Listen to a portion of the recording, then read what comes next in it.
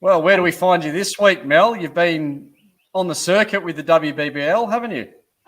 Look, I have, but as you can see, I'm basically in exactly the same place, the curtains drawn. I've just been in a cave where I emerged to do some WBBL commentary, and then I come back into my cave and I sleep and I wake up and I watch the T20 World Cup, and this Australian match is on at the worst time. I'm going to sleep after this show just for a few hours. Tell you, it's a good idea. It's going to be the death of me, Cal. But, anyway, we've got a lot to talk about. So much to talk about. So let's get on with the show. Sure.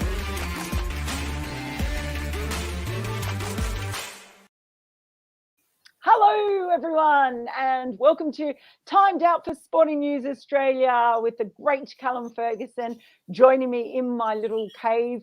Great to have you all with us on. I mean, it feels like 5,783,000 things have happened in the past week since we last spoke.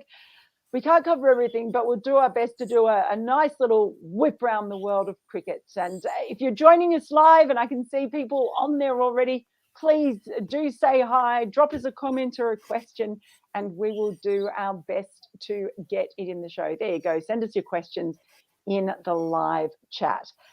Well, Cal, where do we start? Yes. Why don't we start with our first topic of the day? I know it's something you've been thinking quite a bit about, of course, with the T20 World Cup throwing up all sorts of interesting matches, but there is one team that looks to be running pretty hot, and that is Pakistan. Yes, Pakistan. I'm loving everything they're throwing at the World Cup at the moment. We're seeing high quality fast bowling ripping through opposition lineups, and it is a young, exciting attack. It just mixed in with a little bit of experience, which is great, and holding them in really good stead.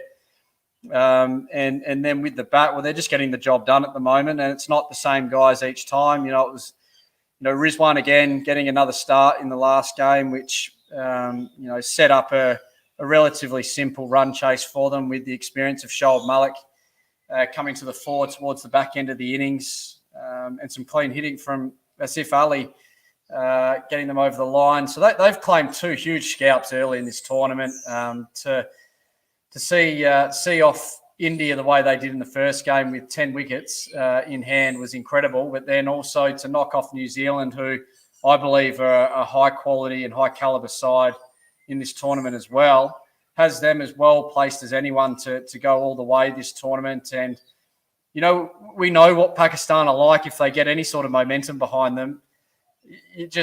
They're a wrecking ball that's hard to stop. So it's great to see early in the tournament. It's really given me a huge feeling of excitement for the rest of the tournament.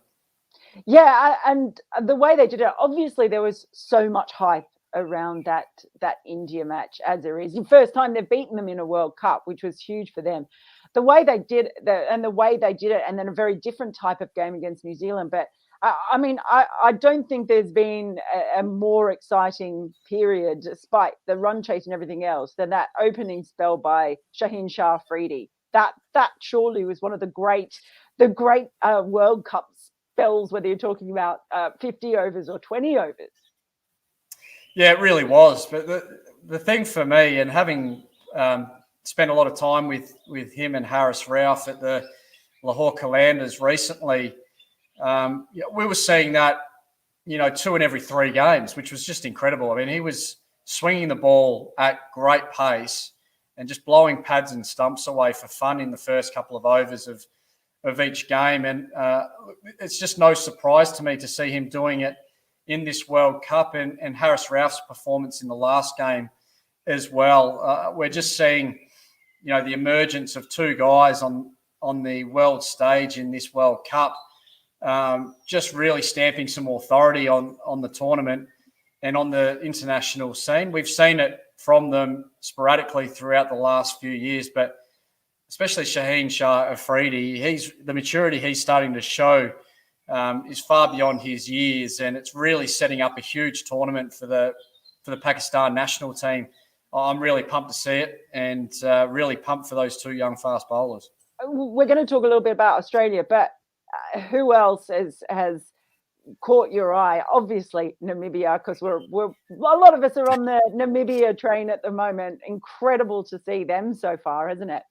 Absolutely, it has been, and look, there's enough experience at first class and List A level, T20 domestic level to know that there's some quality and class in that lineup, and it's not a surprise that they've been so competitive so far, and they're giving themselves every chance now with that big first up win against Scotland. I wouldn't be surprised if they scare a couple of the bigger nations. I'm not sure they'll make it through, but I think they'll scare a couple. Good. It's coming. There it is. There it is. There were a few of those for Scotland, that's for sure. There were plenty of duck sounds in that Scotland win. Hello to everyone who's joining us. Hello to Wade Cantwell, who's sending us a bit of a wave. Irfan Sadiq has a comment on Rizwan. He says, Rizwan has a weakness. Put your fine leg and square leg back and bowl to the field. You can get him out. Might be one worth. If anyone's watching, what do you reckon? Will that work? Yeah, they'll be having a look at everything. The way he started the tournament, he's been so solid in getting Pakistan away to a good start. Look, by the end of the tournament, you'll see every tactic possible seen, I would have thought, if he keeps making runs. But I think in the form he's in at the moment, that might be a way to slow his scoring down, but I'm not convinced that it'll be the way to get him out.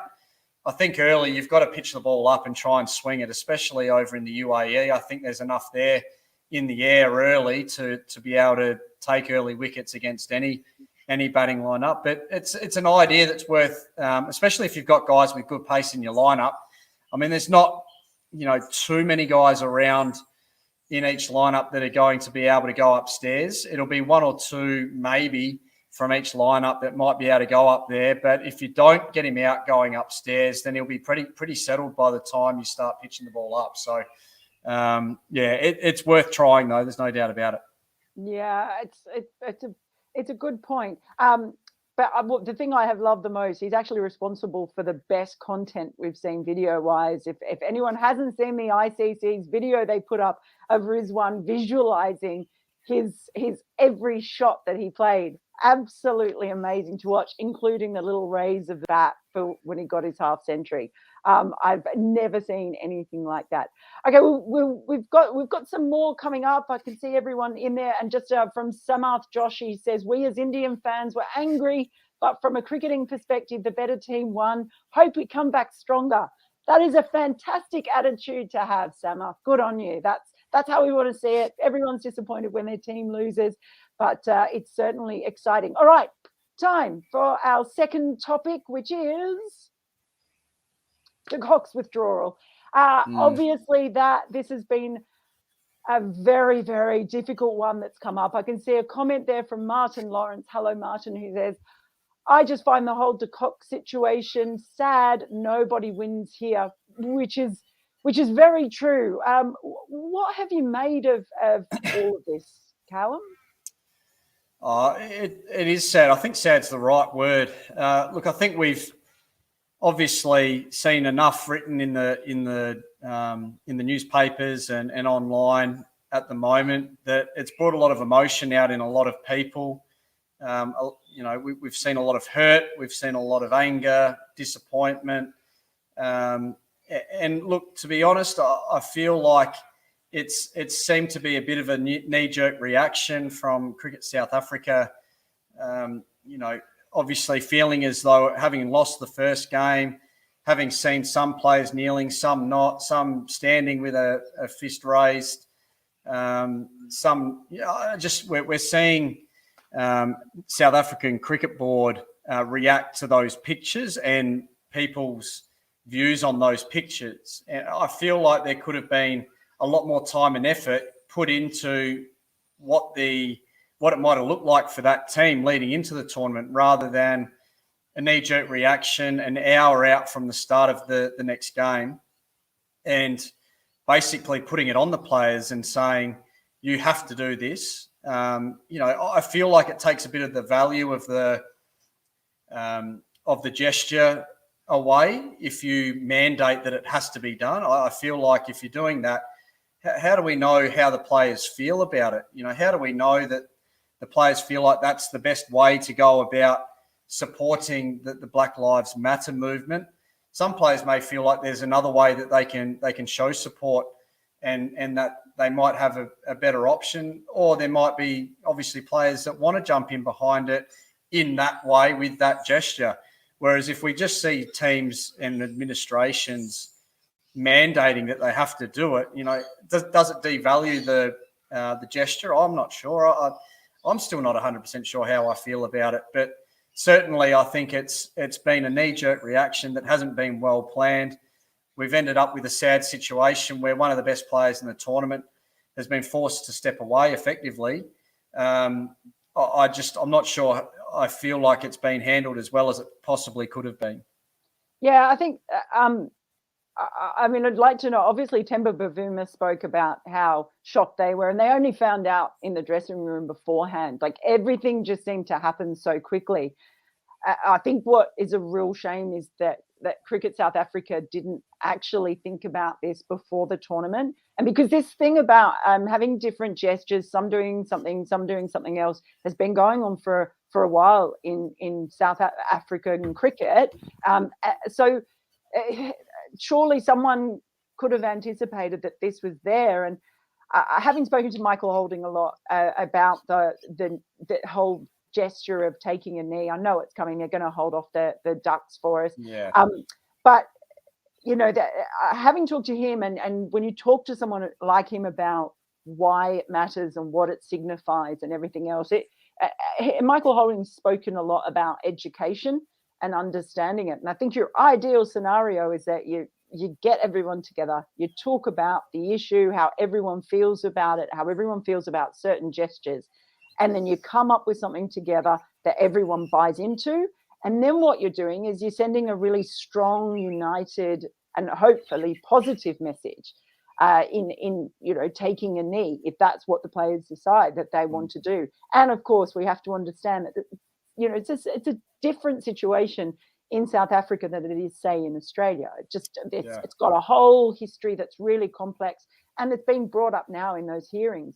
I think it maybe sends a warning to other boards out there and other sporting codes too, is that it's probably best to work out what you're going to do beforehand. Have the conversation. And in the end, isn't that what it's about? It's about what's in your hearts and minds, and coming together to try and make things better and show something unified. So I hope that England and Australia, men and women, are talking about it now, deciding what they're going to do. Hope the women's teams are working out what might happen for them at the Women's World Cup in New Zealand, because you don't want to have a situation like this where basically everything's made up and then you've got a reaction one way, a reaction the other way, and it just all blows up. So yeah, absolutely. I think that there's been a lot of emotion about it all, and I think we all need to take a bit of a breath. And if anything, we just need to wait and find out exactly what it is that Quinton is thinking and why he stepped away. And once he speaks about it and clears it up,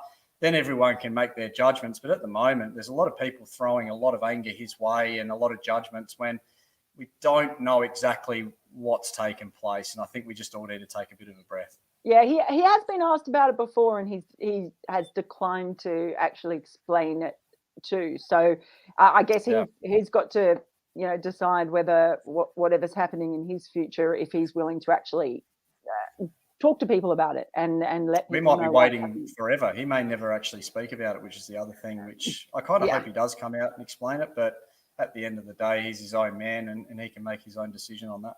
Yeah, very, very tough one, and it's been really difficult. But let's move on to talk about some other things. I'm just going to give a little shout out and a hello, a hooyah to Jeremiah.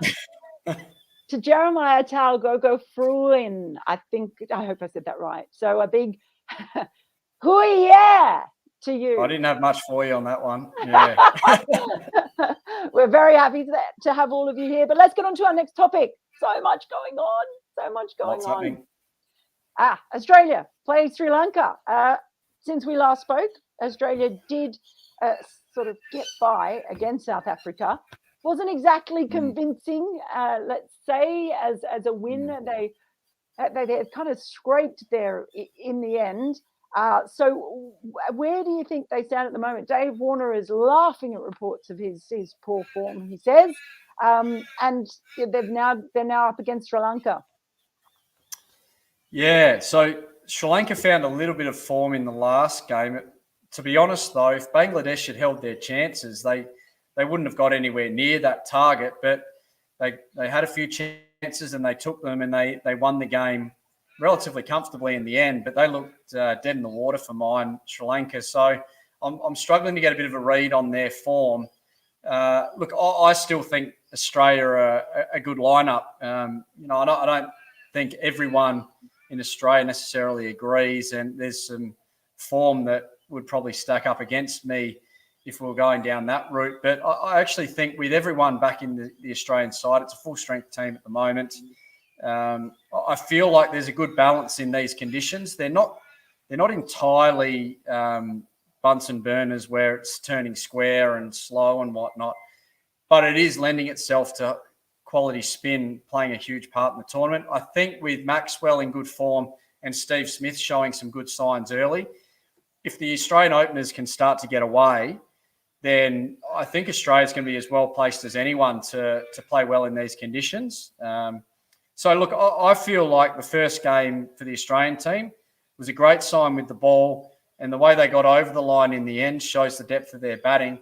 I think they're well placed to take on Sri Lanka and get the better of them in this one, because I'm not convinced on Sri Lanka's form. Well, what about Australia going further in this tournament? Because we have seen some top quality spin from some other sides. And you look at, I don't know, you look at some of those sides where the spinners are cutting swathes through. It's a big if, isn't it, to say if Warner and Finch fire. That's an if. They don't have that much, they don't have that long, do they? No, and they're not in great form at the moment, either of them, but we know their class. So, look, I'm expecting them to contribute along the way. I'm not expecting them to just start making hundreds out of nowhere, but if they can start to find their feet in the tournament, it is a long tournament. There's a lot of games to come. So there is a real chance for them to work their way into the tournament. If you look at, which side of the draw some of the quality spin is on, I mean, the Afghanistan side are in the other half of the group. Other half of the tournament. Pakistan's lineup. New Zealand have got some good spin in their lineup in the Indies. They're in the other half of the draw. So, look, there's some quality spin in and amongst their group, but they've managed to see off the South Africans, who I think Maharaj and Shamsi are quality spin. They've navigated that well. The West Indies have got some good spin in their lineup, but they're struggling at the moment. And I just feel like they're well placed to make it through to the next stage. I think I said at the start of the tournament on Twitter that I thought they'd make it to the semi-finals. I'm standing by that. I feel like they can play well enough, and they've got enough players in the right positions in form. I look at Maxwell, who's batting in the middle order, and I think those overs are going to be some of the best, the most important overs in the tournament. Steve Smith in there as well. I think they're as well placed as anyone to navigate those overs. So that leaves me relatively well confident enough to say that they'll make the semi-finals anyway. So that's where I stand. Okay, I'm going to add something to that, but I'm going to wait for the Ducks. I'm going to wait because I know they're coming now. So I've got a couple of comments here as well. When you talk about Glenn Maxwell's batting, I think Australia probably not a revelation, but they would have been very, very happy to see Maxwell take a wicket and be able to bowl the 4 overs of his own off spin. That was a real bonus for them. So now a question from Ataram Chauhan, who says, isn't Smith being wasted at 4? He should be batting at 3 and Maxi at 4, regardless of where other batsmen play. You need your best batsmen to bat at their preferred position. So the problem is, as we've discussed before, Australia have got a lot of top order batters in their side. But there could very well be a moment, depending on the game, where Smith does come in at 3, couldn't there? Yeah, I think so. The Australian side will be flexible, I think, and Finchy will pull some levers, I think, at different stages. Depending on whether if they get through the power play without losing a wicket, they get to the 8th, 9th over, and there's quality spin on, they might bring Steve Smith in. But I mean, with the form of Maxwell in the last, couple of months in the IPL, they'll find it hard in that scenario to go with Smith ahead of Maxwell. But certainly I don't think they'd feel scared to go with Maxwell ahead of Marsh. And then if quality spin's still on, go Smith ahead of Marsh again. So I think they'll be flexible. But I think, as I mentioned, and just to top off me pumping up the Australians, I think the way they're bowling at the moment and the way they used Maxwell in the last game, they're really well positioned. I think they're as good an attack in the whole tournament. I think that's going around at the moment. So I'm really confident at the moment, Mel.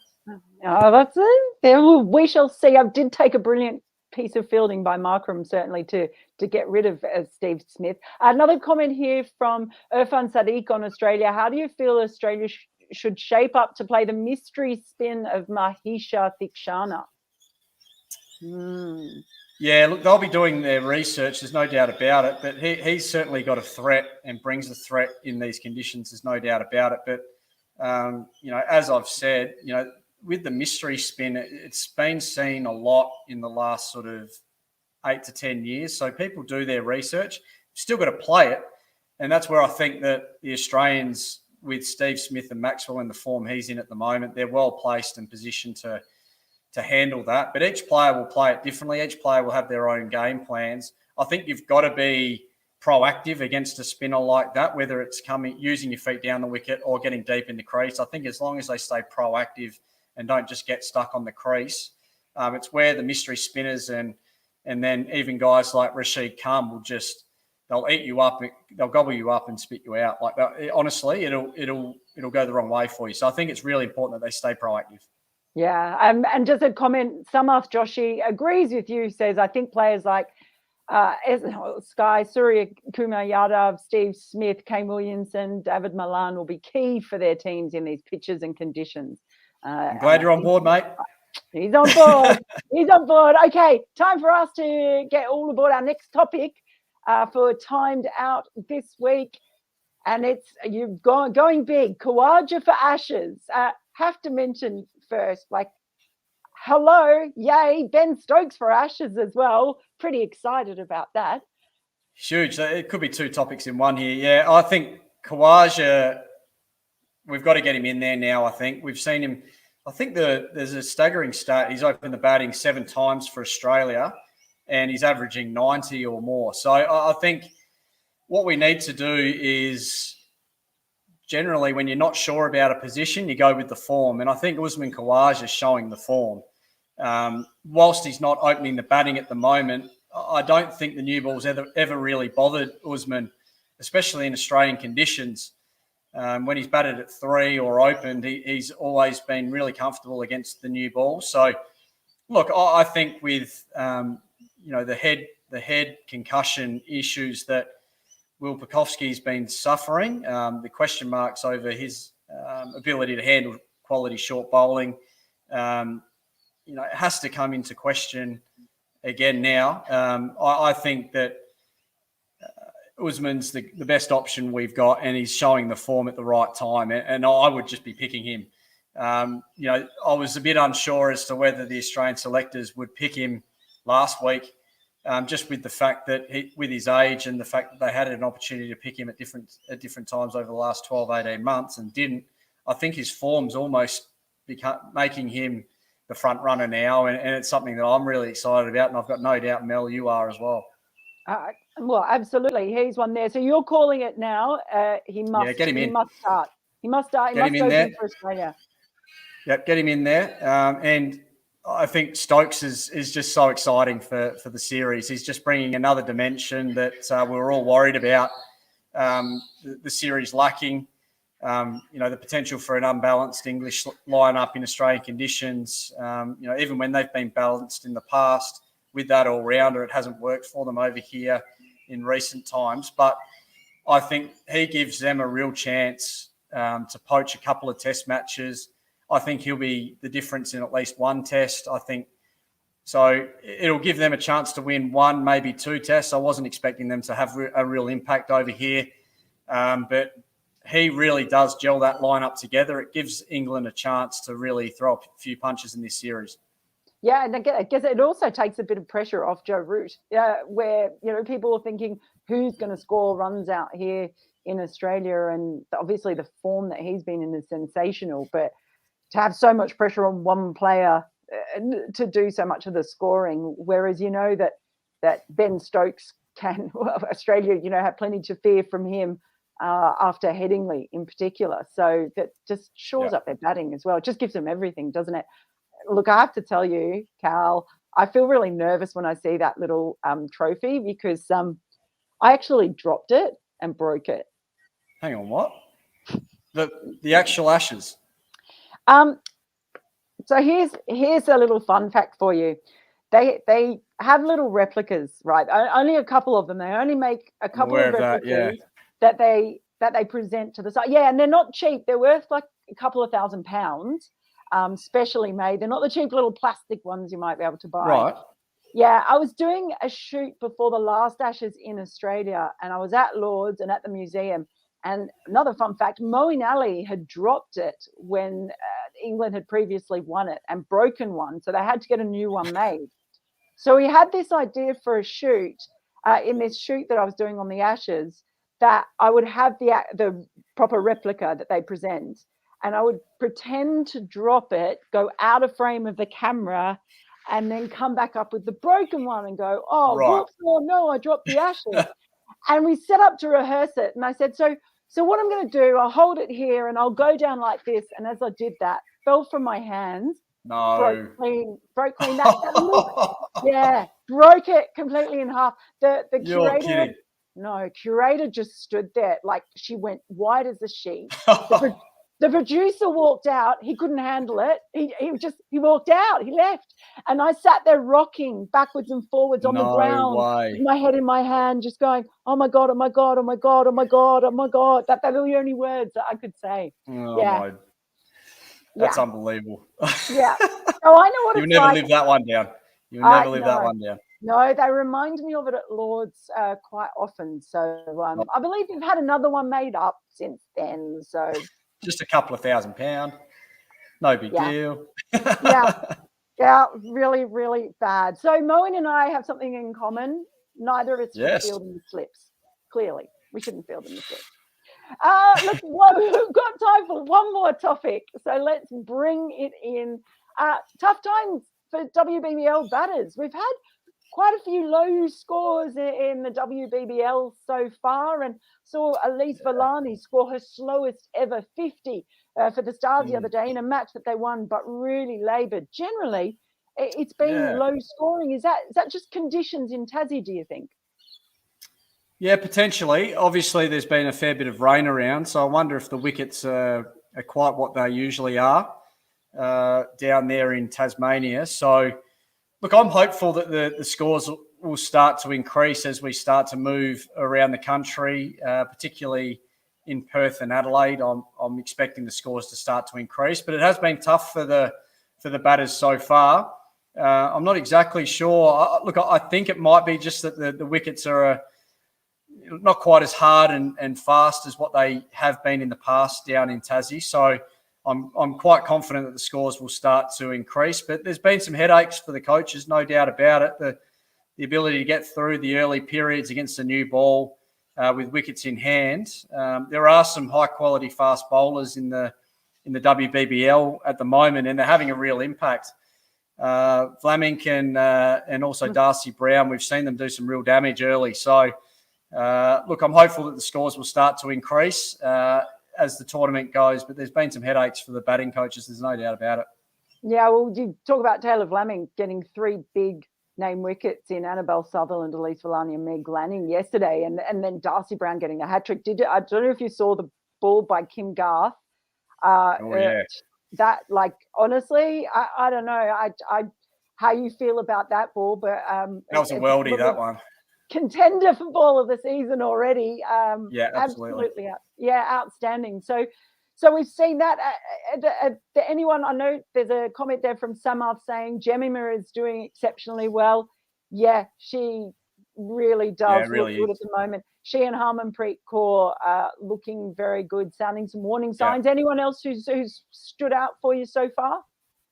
Oh, look, to be honest, it's been mainly the bowlers, but Georgia Redmayne looked really good the other day, I thought, as well. She made a 59 not out, I reckon. And it wasn't the most explosive innings, but it was a really mature one, I thought, and really well controlled. And obviously Rachel Priest, I mean, what about that 100? It was incredible. The striking, the ball striking was incredible. So that was great to watch. So, look, for the most part, the bowlers have had their way, and it's been really exciting to watch the two young fast bowlers that I mentioned before. But also, those two performances stood out to me for different reasons. So there's been plenty of great cricket to watch, and I'm looking forward to the rest of the tournament. Well, I'm sure you are looking forward, especially to the next Adelaide Strikers game, being an Adelaide boy, because Megan Shute is back after the birth of her baby Riley. So that's huge news for them. Any thoughts? It looks like things are pretty tough for the Thunder, who are the defending champions and who've lost a lot of experience and struggling, still looking for their first win. Yeah, look, it's been a really tough start for the Thunder, and obviously the reigning champions. Rachel Haynes, you take her out of any side and it leaves a huge hole. And I think that they're just being found wanting a little bit with experience. Sammy Jo Johnson was a big inclusion. There's no doubt about it. But certainly I think that leadership that Rachel Haynes brought certainly was a very steadying influence amongst that lineup. And they've got a young captain in Hannah Darlington now. The start that they've had will make it quite a pressure cooker for her going through the rest of the tournament. There's no doubt about it. Yeah. I'm just waiting. It's coming, yes. That's just waiting today. Yeah, there it is. We've got the duck picture as well as the duck sound. Yeah, of course. Of course, the Thunder don't have Heather Knight either, which is when you don't have that's more captaincy experience as well. Well, there's a million other things that we could talk about, but we only have a certain amount of time. Lots more. We'll be up early in the morning or through the night to watch Australia and Sri Lanka. That'll be interesting, but just so much more in the upcoming games. We've seen some brilliant stuff so far in this T20 World Cup, and I'm really looking forward to seeing some more. I don't know about you, Cal. Get the baby and get ready to go through the night. That's right. Yeah, there's plenty coming. So stay tuned, everyone, and we'll look forward to chatting again next week. There'll be plenty to talk about again, Mel, no doubt about it. There will indeed. So thank you all for joining us. We really appreciate every one of you who's here. Give us a like, do subscribe, share amongst your friends as well, and we'll see you all next week. Goodbye. See you guys.